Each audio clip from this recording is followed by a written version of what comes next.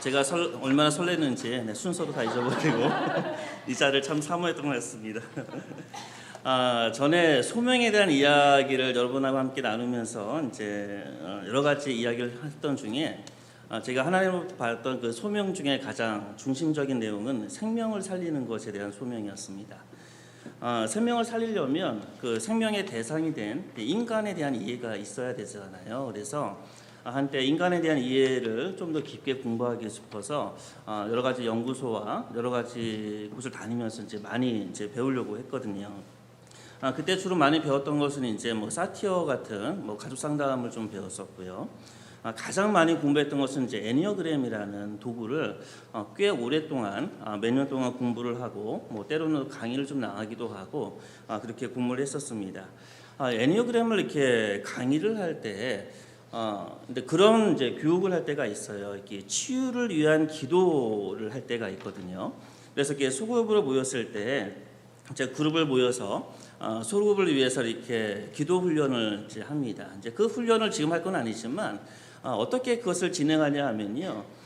사람이 앉고 나서 인간의 상상력과 인간의 어떠한 감정을 갖고 어떠한 상황에 이제 들어가게 됩니다. 자신이 가장 상처받았던 그 순간들, 가장 아팠던 순간을 이제 상상하게 만들어서 그 시간과 그 장소로 이제 돌아가게 만듭니다.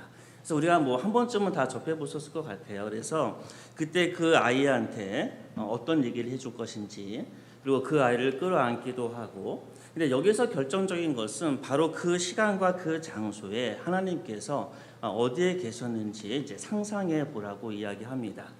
이러면서 이제 치유를 위한 기도 모임을 영성 훈련을 할 때가 있거든요. 제가 그것을 지금 말씀드린 이유 중에 하나는 뭐냐면요. 우리 인간이 경험하고 있었던 아픔과 상처들을 치유할 때 우리는 우리를 상처줬던 그 사실에 대해서 회피하면 그 치유는 일어나지 않고 직면해야 됩니다. 그래서 그 장소와 그 시간을 찾아가서 만나고 직면하고 하나님의 만지심과 하나님의 섭리를 경험할 때 우리는 참된 치유를 경험하게 됩니다. 제가 이 이야기를 들으는 이유는 오늘 사울에 대한 이야기를 함께 나눌 텐데요. 좀 다른 시각으로 사울의 이야기를 좀 접근해 보려고 합니다. 그것은 하나님께서 하나님의 그 공동체의 그 상처들을 어떻게 사울이라는 왕을 세우면서 치유해 나가셨는지 거기에 좀 중심을 두고 하나님께서 상처받은 공동체를 이렇게 치유해 나가시는구나. 그리고 그러면 혹시 우리 공동체의 상처를 우리 주님께서 어떻게 치유하실까? 또 우리 가정과 우리가 속해 있는 많은 그러한 단체나 공동체를 우리 주님께서 어떻게 치유하고 나가시는가에 대한 이야기를 오늘 좀 함께 나누고 싶었습니다. 그래서 그 이야기를 좀 더 깊게 나누려고 합니다. 먼저 나눠드리는 프린터는 다 갖고 계시지요. 거기 보면 이제 그래프까지 제가 그려놨습니다. 다시 말씀드리지만, 이거 카피한 게 아니라 제가 열심히 그린 겁니다. 일일이 다 타이핑 치고 어렵게 준비를 한 겁니다. 사울의 그의 이야기는 사무엘상 9장부터 15장까지 이어지는데 이 이야기 중에서 이제 전반부에 대한 이야기를 할 텐데 그 중에서 하나님께서 어떻게 이 공동체를 치유했는지는 이야기를 할 겁니다.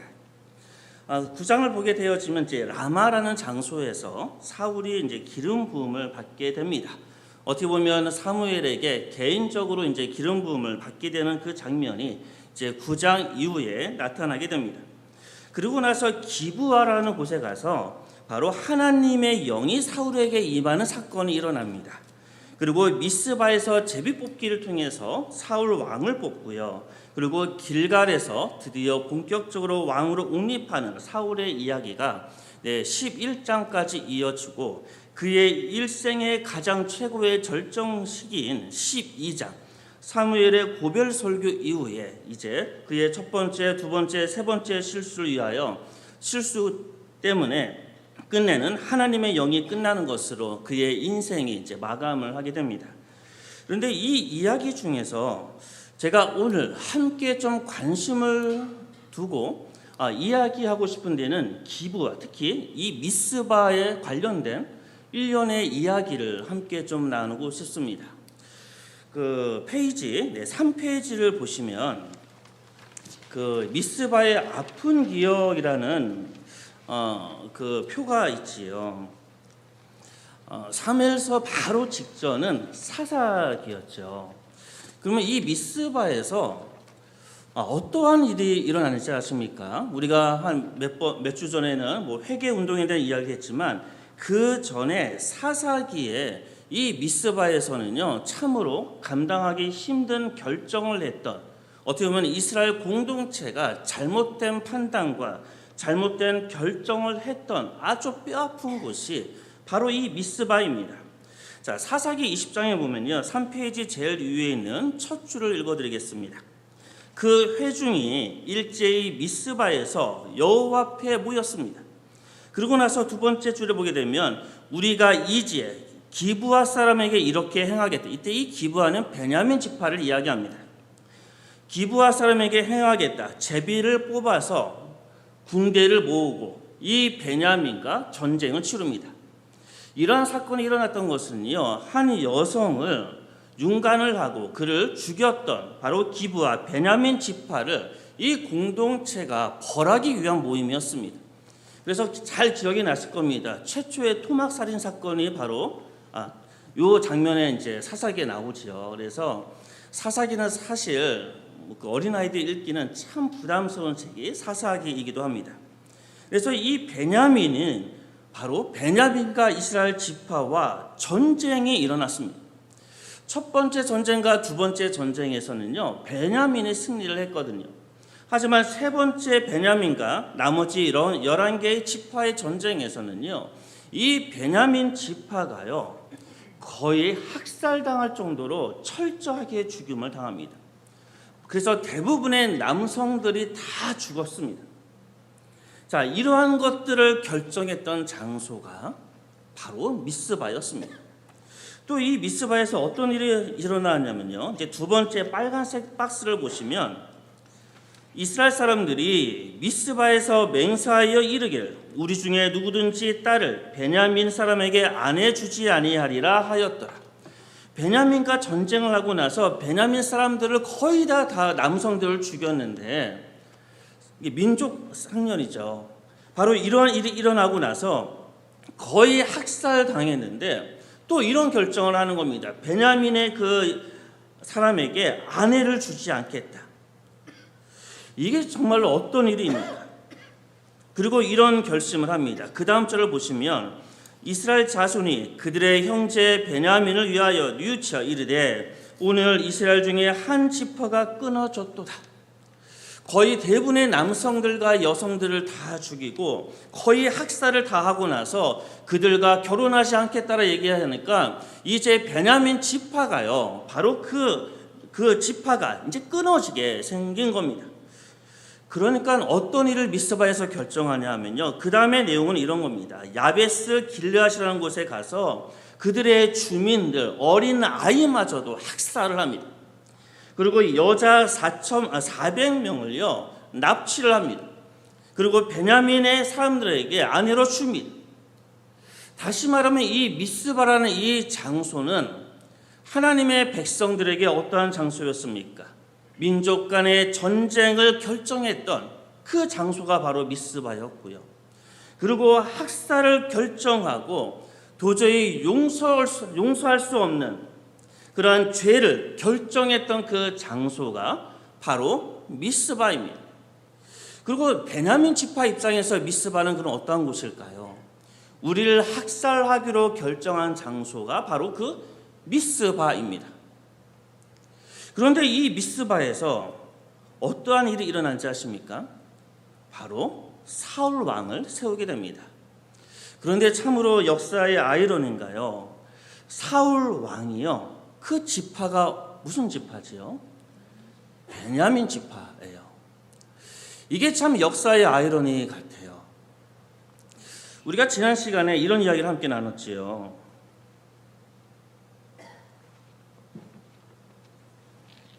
하나님의 백성이 하나님에게 이제 왕을 요구합니다. 왕을 요구했는데 사실 왕이 있고 없고의 문제가 아니라 그들의 문제는 뭐였습니까? 세상 사람과 똑같은 왕을 요구한 겁니다. 이것이 하나님 보시기에 너무나 악했습니다. 그럼에도 불구하고 하나님께서는 왕을 세우시고 그리고 사울을 세우셨습니다.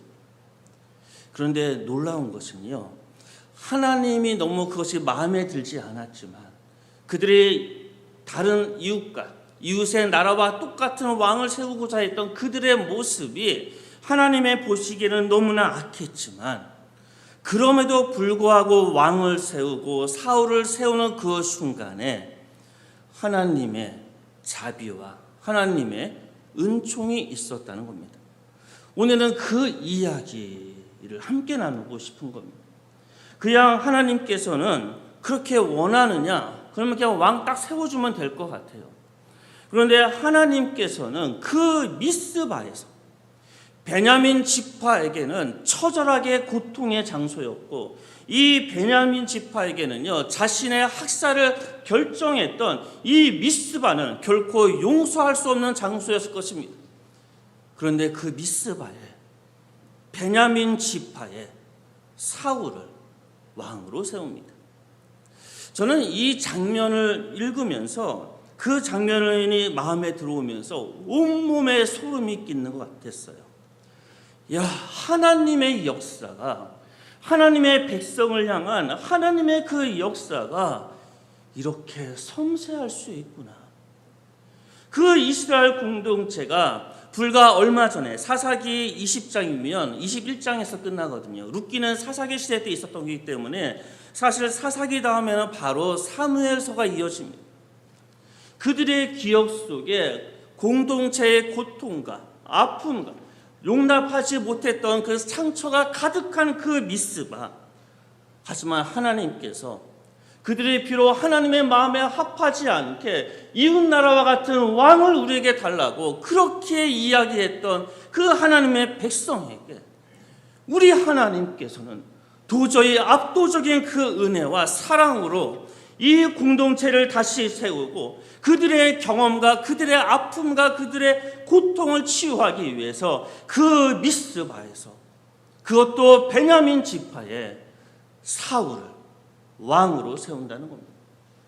여러분, 얼마나 기가 막힌 하나님의 은혜입니까? 하나님께서는 하나님의 사랑하는 백성들을 세우실 때 이렇게 세워 나가십니다. 제가 경험했던 많은 교회들은 교회마다 아픔과 상처들이 다 있습니다. 마찬가지로 지명교회도 고통과 아픔이 있을 겁니다. 그러나 저는 확실합니다. 그럼에도 불구하고 저와 여러분은 하나님의 백성이기 때문에 우리의 아픔의 그 장소, 우리의 고통의 그 미스바가 오히려 하나님의 치유의 장소, 하나님의 회복의 장소, 하나님께서 다시 지명교회와 한국교회를 세우는 놀라운 은총과 축복의 자리가 될 것이라 확신합니다. 아멘. 하나님의 이 놀라운 이 섭리, 그것을 알았을 때 이거를 빨리 얘기하고 싶더라고요. 사실 전에 이 말씀을 전할 때 이런 내용들이 깊게 저에게 다가오지는 않았습니다. 하지만 유독 오늘 이 말씀을 준비하면서 깊은 묵상 가운데 왜 이렇게 가슴이 떨리고 설레는지 모르겠습니다. 하나님께서 지명교회에게 주신 말씀이구나. 하나님께서 저와 여러분에게 주신 말씀이구나. 우리 공동체가 아픔과 우리 공동체가 혹시 상처가 있다면 바로 그곳에서 우리 하나님께서 치유의 역사, 회복의 역사, 그 미스바의 고통을 축복의 미스바로 바꾸시는 하나님의 은총이 우리에게 있겠구나. 이 감격과 이 설렘이 너무나 제 가슴을 사로잡았습니다. 그래서 성가대도 기억이 안 났던 것 같습니다. 이 사울의 이야기, 우리는 사울을 어떻게 보면 굉장히 나쁜 사람이라고 생각하지요. 우리 2페이지를 보겠습니다. 사울이 어떤 사람인지 아십니까? 제가 7가지의 번호를 써놨지요. 아주 유력한 집안이었습니다. 또 사울을 표현할 때 아주 준수한 사람이다라고 얘기합니다. 여러분, 이 준수하다라는 이 표현이요, 굉장히 좋은 표현이에요. 이게 토부라는 말이거든요. 하나님께서 이 세상을 지으시고 좋다라고 말씀하셨을 때 그 좋다가 토부입니다. 보통 아름답다, 좋다라는 말입니다. 사울은 유력한 집안이었고 하나님 보시기에 좋다, 아주 준수한 사람이었습니다. 또 키가 큰 사람이었습니다. 그거 아십니까? 성경에서 키가 큰 인물로 나오는 유일한 인물은 사울입니다. 나머지는 다 이방인들이에요. 하나님의 백성 중에서 유일하게 키 크다라고 나오는 게 사울이에요. 근데 이게 참 하나님이 얄궂었다고 표현할까요? 어떻게 표현할까요? 이웃과 같은 왕을 백성들이 원했지요. 그러니까 이웃처럼 키 큰 왕을 지금 준 느낌입니다. 그래서 사울이라는 이름이 히브리 말로 요구하다라는 말이거든요. 그러니까 하나님께서 약간은 어쨌든 그렇습니다. 네, 그러고요. 또 효심이 아주 강했던 사람입니다. 암나귀를 그 사울의 아버지가 잃어버렸을 때 그 암나귀를 찾기 위해서 방방곳곳을 다닙니다. 그래서 여러 가지 지역에 이제 구장이 나오거든요. 근데 이 지역들을 다 계산하니까 이게 성서학자들이 이런 거 좋아하나 봐요. 앉아서 한다는 게 이런 겁니다. 다 계산하니까 한 30km 정도가 나옵니다. 그러니까 하루를 온전히 아니면 1박 2일 며칠이 걸렸겠지요. 바로 아버지가 물론 암나귀는 굉장히 귀합니다. 요즘의 말로 암나귀를 만약에 이야기한다면 뭐와 같은지 아십니까? 네, 벤치 같은 걸 얘기합니다. 그러니까 아버지가 벤치를 잊어버렸어요. 그러니까 약 30km에 해당하는 데를 아주 밤낮으로 열심히 찾아다닙니다. 효심이 가득했던 그런 아들이지요. 또 그의 모습은요, 때로는 소심하면서도 아주 겸손했습니다. 그리고 10장에 의하면 하나님의 영에 사로잡힌 사람이라고 이야기합니다. 그리고 11장에 가게 되어지면 그의 관대함이 잘 드러납니다. 사실 사울의 모습은 어떻습니까? 완벽한 모습이었습니다.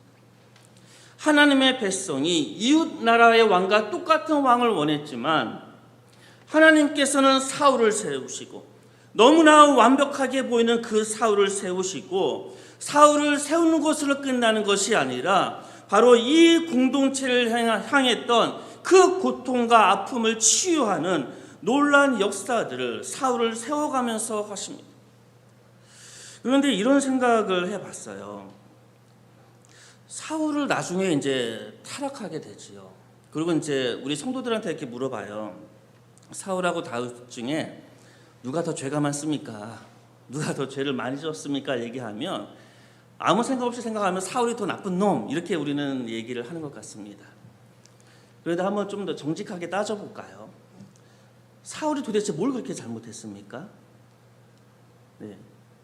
예배를 좀 먼저 드린 거, 그렇죠? 전쟁 중에 좀 부산물 챙겼던 거, 뭐 그 정도 잘못을 했습니다. 물론 잘못된 맹세를 했던 뭐 그런 것도 하나 있습니다. 자, 그러면 이번에 다윗을 얘기해 볼까요? 다윗은 뭘 잘못했지요? 기획살인을 한 사람입니다. 자신의 불륜을 감추기 위해서 자신의 그 부하를 전쟁터에서 죽였던 자가 다윗입니다. 사실 그 죄를 비교할 수가 없습니다. 그런데 하나님께서는 어떻게 이야기하십니까? 다윗을 가리켜 내 마음에 합한 자다라고 이야기합니다. 여러분, 이 사실이 굉장히 충격적으로 다가옵니다. 하나님께서 저와 여러분을 사랑하는 것은 우리의 도덕적 수준으로 사랑하는 게 아닙니다. 우리가 도덕적으로 더 뛰어나기 때문에 우리를 더 많이 사랑하시는 게 결코 아니시라는 겁니다. 사울과 다윗의 이 단순한 비교를 통해서도 우리가 알 수 있는 것은 뭐냐면요, 하나님의 사랑은 너무나 일방적이라는 겁니다. 하나님의 사랑은 우리의 도덕과 우리의 이성과 우리의 모든 모습을 압도하는 그런 사랑이라는 겁니다. 우리가 아무리 잘못을 하고, 물론 이것이 우리를 죄를 짓게 만드는 것을 위한 합리화를 얘기하는 것이 아닙니다. 우리가 아무리 부족할지라도, 우리가 아무리 실수할지라도 하나님을 부르는 자, 하나님의 백성을 우리 하나님께서는 사랑하신다는 겁니다. 공동체를 향해서 얘기해 볼까요? 한국교회와 지명교회와 우리가 속해 있는 공동체가 다른 교회와 비교해 보면 좀 부족할 수 있지요. 다른 교회와 비교해 보면 좀 불편할 수도 있을 겁니다. 마음에 들지 않고 우리 안에 도덕적인 수준이 더 높지 않고 낮을 수도 있습니다. 그런데 그 모든 것을 떠나서 우리가 기억해야 될 것이 있습니다. 하나님의 사랑은 우리의 수준과 우리의 모습을 압도하여 오늘 저와 여러분을 사랑하고 계신다는 겁니다. 우리 지명교회의 부족한 모습에도 불구하고, 우리의 연약한 모습에도 불구하고, 우리의 좀 더 부족한 모습에도 불구하고 하나님께서는 압도적이고 일방적으로 저와 여러분을 사랑하신다는 겁니다. 그러기 때문에 하나님의 그 백성들, 하나님의 마음에 마치 못을 박은 것처럼 저 이방 나라의 왕과 같은 자를 왕으로 세워달라는 그들에게 어떻게 보면 하나님의 그 자존심마저 내려놓으시고 사울을 세우시고 그 미스바, 공동체의 아픔과 고통이 있었던 그 미스바를 놀라운 치유와 회복의 장소로 변화시키는 하나님의 은혜, 하나님의 그 은총의 신비가 바로 이 사울을 세우는 이 사건 속에 있었다는 겁니다. 이렇게 하나님의 역사는 표면적으로 보이는 것들이 다가 아니라 그 이면에 있는 하나님의 그 은혜와 하나님의 그 사랑에 우리의 시선을 집중해야 됩니다. 여러분에게 여러 번 반복했을 것입니다. 교회의 공동체를 깨는 모든 비난과 손가락질들은 하나님께서 원하지 않으십니다. 우리 하나님께서는 그 다윗조차도 사랑하셨던 우리 주님은 우리가 손가락질하는 그 사람을 위해서 바로 십자가에 달려서 돌아가셨습니다. 그런데 어떻게 사람을 향하여, 하나님의 자녀를 향하여 욕을 하고 손가락질을 하고 저주받으라고 이야기할 수가 있습니다. 그렇게 만약에 한다면 하나님 앞에 쓸 때 나중에 어떻게 쓰시겠습니까? 사랑하는 성도 여러분, 우리 교회가 어떠한 역사와 어떠한 아픔과 고통이 있을지는 모르겠지만 중요한 것은 주님께서 저와 여러분을 사랑하시고 우리의 모든 고통과 아픔을 오히려 치유와 놀라운 주님의 회복의 역사로 바꾸신다는 겁니다. 저는 개인적으로 이번에 가는 1박 2일에 전균 수련회에 참 설레이고 기대가 많습니다. 오늘 앞에 새로운 그 우리 지원 자매도 자매라면 안 되죠. 이제 집사님이지요. 쓰셨고 찬양팀들이요. 너무 즐거워해요. 저 살짝 삐졌어요. 저 빼고도 되게 즐거워하는 것 같아서 이 찬양 정교인 수련회 찬양을 준비하면서 얼마나 그들의 마음속에 기쁨이 있는지 아십니까? 그리고 이러한 좋은 영적인 영향력이 우리 성도들에게 얼마나 좋은 영향을 끼칠까?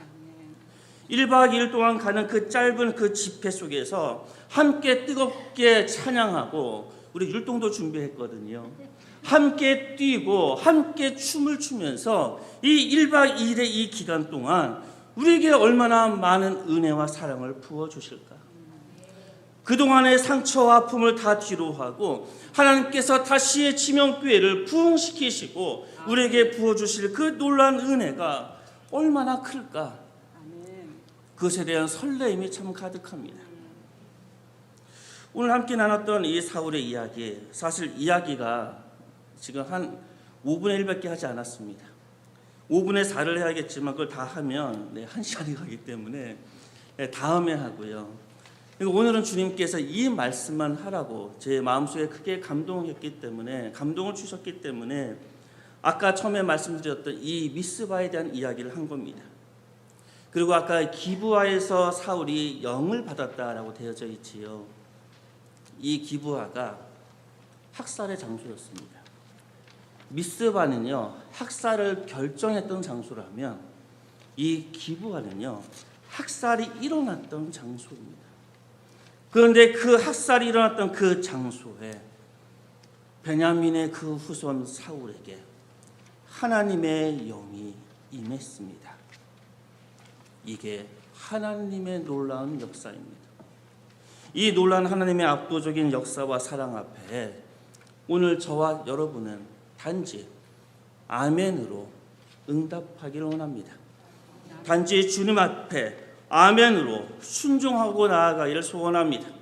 우리에게 주실 하나님의 그 놀라운 은혜를 기대하며 오늘도 말씀 가운데 임하시는 하나님의 그 놀라운 치유를 함께 경험하고 공동체를 위해서 함께 주님의 몸된 교회를 세워나가는 우리 모두 되기를 주님의 이름으로 축원합니다.